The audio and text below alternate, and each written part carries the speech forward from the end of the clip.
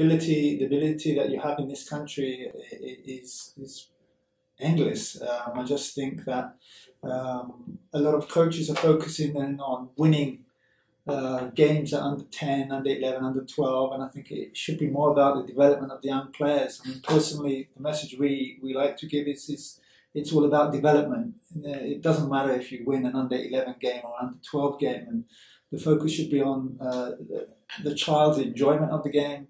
The coach should be thinking about how he can develop the players. It's at that age, it's not about winning, and I think in the US there's too much emphasis placed on winning under 10, under 11, under 8, and that should not be the case in my humble opinion. I mean, we have so much talent in the United States that we're not using because we are putting players who are more ready to play in a game rather than players who are potentially better technically and tactically. So I think that's one of the things that I would focus on here. The last 4 or 5 months I've been to Ghana, Bhutan, Mongolia, and most recently North Korea. And you know, it's the same in all those countries. Football is the be all and end all, and it's great to be able to share the experiences that I've had as a coach in the last 20 years and share that with other coaches. I mean, I think knowledge is power, but it's only power if you use it, and if you have to use it in the right way. So generally the message is always about trying to develop young players. There needs to be a culture for that, and I think that's starting to happen in the United States. So Stephen, talking about, you mentioned Ghana, you've obviously mentioned the US, you've talked about the culture and development. The US has played Ghana in the last 2 World Cups. Tell us a little bit about your experiences of how the football culture, how the mentality, the attitude, the development, you know, how it differs in between those 2 countries, because obviously they both have a lot of potential, but they're both very, very different in how they see the game, especially at a youth level. So tell us what the main differences are, what some of the challenges are there. Well, I think one of the main issues is that in Ghana, when you have a son, he's going to play football. He's not going to play anything else. He's going to play football. And whether the boy is out in the streets with 50 kids running after a football, and in some cases in Ghana, you know, the very poor areas, there's not a lot for the kids to do. I think in the US, spoiled for choice. There's PlayStations, Xboxes, all kinds of different activities that take you away from football, if you like. The emphasis in Ghana is no one cares who wins the under 10 or the under 11. It's about getting out of that situation, getting into a position where you're picked for the under 17 national team. That gets you possibly a potential move either to a European team or a bigger team. The education factor is important, but if there is a kid who has a potential to play football, that will be his main target. I mean, recently there have been a 16-year-old who's just played for Juventus in the first team from Ghana, and there's a lot of situations like that where you have young African players, 16, 17, 18, who are developing and playing at a senior level. That doesn't happen in the United States because you have the college issue, and unfortunately you play 3 months out of the year, and if you times that by the 4 years that you're generally in college for, you're playing 1 year's worth of football in 4 years. When you get a 22 or 23-year-old out of college, it's a lot more difficult to get him to play how you want him to play. Whereas if you take a 16, 17-year-old, you're able to mold him and get him into a situation where he can contribute to the first team. I mean, recently in India, I played a 17-year-old in the senior national team.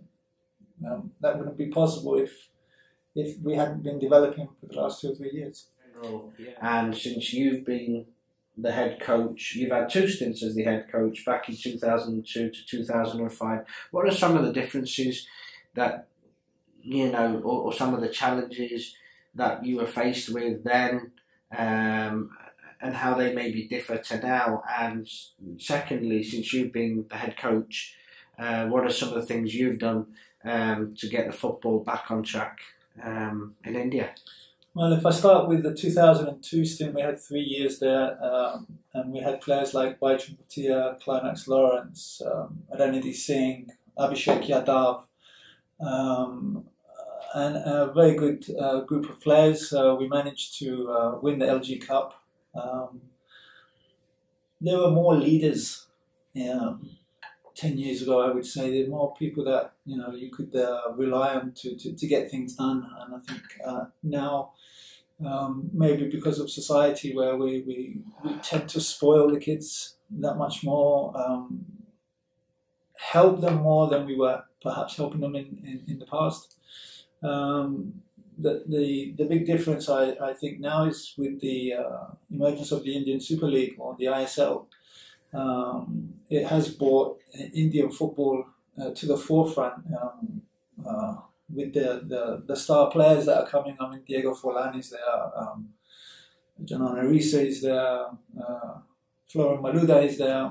These are players that are helping to raise the awareness of football in India. From a national team coach perspective, that's fantastic in that respect. My worry is that we need to bring in better foreign players at slightly younger ages, because it's kind of like what happened many years ago here in the US. We need to develop the local players. We need young Indian players to play the game. This is, of course, helping that. And I think in the next year or two that will change. But what the ISL has done has really made everybody all over the world aware that there's football in India. I think that's the biggest change in recent times. What are some of the things that you think need to be done, or how grassroots football in India can be improved so it benefits the I-League, the ISL, the Indian national team? I think the clubs need to do a lot more in terms of grassroots and development.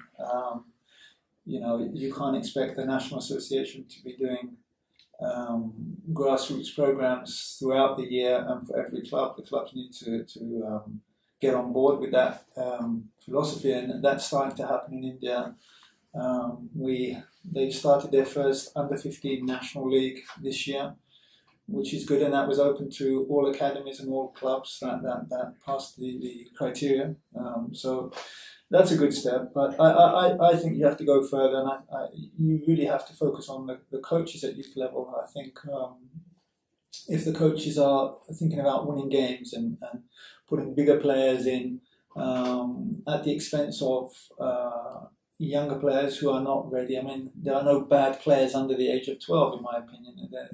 Players develop at different stages and different times, and you know, you don't always get the consistency with youth players or young players. So we need to be very patient, and we need to be giving them the right information, and I think that needs to happen in quite a few countries. It's not necessarily about the coaching either. I mean, it's what happens before the child gets to the coach. What's happening at home? Are there footballs in the house for the kid to play with? Is the father taking an interest in the son? So that there needs to be that football culture. If I would have had 3 sons instead of 3 daughters, there would have been balls all over the house. I would have been trying to help them develop their technique. and then as they get older, you work on the tactical aspects of the game and so on. But it has to start at home.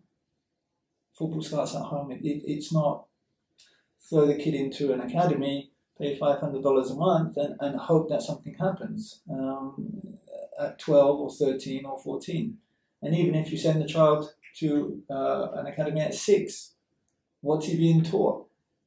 Is he being taught how to win a game in 7v7, 6v6? Or is he being taught the fundamentals of defending, or how to attack, how to dribble, how to pass? These are the things that should be taught, and not about we won an under-17 competition and the coach gets his name or his photo in the local paper and holding a trophy. I don't get that. The job of the youth coach, for me, is more important than the job of the national coach, because they are the first people that the young players will see, those coaches, and they need to ensure that the kid has a good time, he enjoys the game, and more importantly, he's learning about the game. It's not about winning. So, Stephen, going from the youth sector over to the national team and your particular role, how does it feel to be the national team coach, manager of India, you know? Well, I think it's a huge honour. I think, when you're asked to represent your own country, it's a great honour. But when another country asks you to be their leader, I think it's an even bigger responsibility. And I'm very honoured and proud to be India's national team coach, as I was with the other countries. But it's a great responsibility, and something obviously that is it's a huge thing in my career for me and my family. Now, every national team you've managed, Stephen, you've always left the team in a better place than from when you started. Every country has developed, they've moved up the rankings, and sometimes you don't get a long period of time to work with the national teams, and obviously there's only a handful of games a year. So what's the secret recipe to working with national teams and grinding out some success? Well, I think it helps if you're completely obsessed with what you do, and I am 100% obsessed with my work. My work is to improve and develop players at any level. There are no secrets in football. It's hard work. I have surrounded myself with good quality people, good quality like-minded people that are going to help and that do help in the situation. So we developed a good scouting system in India, which I do in pretty much every club or country that I go to. I need to know who's out there. I need to know who can give me what I want, and generally it's about attitude as well. I mean, you have players with a good attitude, you can do things, even if they're not maybe technically or tactically as good as some of the other teams we face. I think attitude is everything in football, and a willingness to work hard. And me and all my staff, we work extremely hard to make things happen. So no secrets, just hard work. So Stephen, tell us a little bit about your coaching philosophy. I like to be on the front foot. I like to attack teams. I like to play aggressive, and our teams will be asking the questions. It's not always possible, depending on who you're playing against, but in India, we have a group of boys who give just about everything they have, both physically and mentally, and it's a good group of boys, and we have a team there for the next 5 or 6 years. But basically, I want players who work. We're not into individuals. It's all about the team, and the team is 18 players and the staff, and they need to work day in, day out, and that's the attitude that we have. So, can you share some of those successes that you've had as the head coach of the Indian national team the last couple of years? Well, we won the SAF Championship in the back end of 2015, early 2016. We reduced the average age from 31 to 23, given 30 players their international debuts. One of those boys was 17. We won for the first time in 15 years outside of India in a Asian Cup qualifier. We made the qualifiers for the first time in 8 years. So we've done a lot of things in the last 2 years, and that's possible because of the attitude the players have, the backroom staff. Shanta, the secretary, who doesn't get any recognition publicly, but from us, without her, we don't operate. And of course, you have the lads, the coaching staff, and the physios, the masseur, the kit manager, everybody. It's a total team effort. And of course, you have to mention the president, Mr. Praful Patel, and Kushal Das, the general secretary. Without their support, none of what I do is possible. So it's a whole thing. Now, as of this morning, India has just won the Asian Football Confederation Award for the best developing nation. Obviously, as the head coach, as the leader, you must be proud. What do you think Indian football has done to deserve this award over many other outstanding candidates that have also done a great job in trying to develop football in their nations? Well, I think the improvement in Indian football has been consistent over the last 2 or 3 years. We've climbed the FIFA rankings from 176 to 137 in the last 2 years. Our women have won the SAF Championship as well. We're hosting the Under-17 World Cup in October. That takes a great deal of effort and a great deal of money. Our coaching courses and grassroots courses have been doing very well presented and very well attended. And of course, the Indian Super League has raised the awareness of football, not just in India but everywhere. I mean, I think if you combine all of those things that have been happening in the last 2 or 3 years, it's been a major reason for that. And I think it's very well deserved, and congratulations to everybody. Excellent. What's been the difference in coaching a national team in India versus one of the other national teams you've coached? You've coached 5 different national teams. How has your experience been coaching in India in comparison to countries like, I think every nationality that I've coached has been different. India, in the beginning, was difficult. In the first time in 2002, 2005. There's a lot more money involved now in Indian football. There's a lot more awareness about it. A lot more people want to try and make money out of Indian football. And I think that's not a bad thing if it's done in the right way, and if it's done in terms of trying to develop the Indian player. First and foremost, we've got to think about the Indian player. I think there's a huge potential in India for football, and I think it will go from strength to strength. What does the future hold for Stephen Constantine? Well, at the moment, I have an extension of my contract to renew with the India Football Federation. But this football business is very, very unpredictable. I mean, 2 years ago, I was sitting in Kigali in Rwanda as the national team coach. So you never know what's around the corner. But I think, as you mentioned before, everywhere we've been, we've managed to leave the federation in a better situation than where they were. For sure, we are in a much better place than when I arrived, and I hope that continues. What advice would you give to aspiring coaches?